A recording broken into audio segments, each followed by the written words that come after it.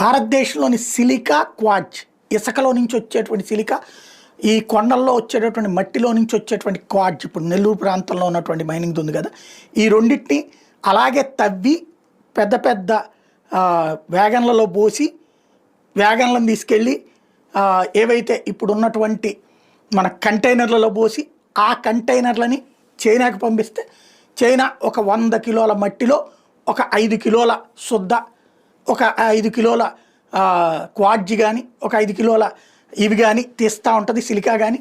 అట్లాగా తీసిన దాన్ని అమెరికాకి, వీటికి సెమీ కండక్టర్ చిప్స్కి వాటికి అమ్ముతుంటుంది. అమెరికానా, దక్షిణ కొరియానా, ఆయా కంపెనీలో ఉన్న చోటకి ఈ మట్టి అంతా అక్కడ పారబోసుకుంటారు వాళ్ళు.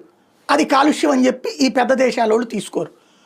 ఈ నేపథ్యంలో చైనా మీద వరుసపెట్టి అమెరికా ఆంక్షలు విధిస్తున్నటువంటి వేళ చైనా నుంచి కంపెనీలు యువతలకు వచ్చేస్తున్నటువంటి సందర్భంలో చైనా, తైవాన్ల సంయుక్త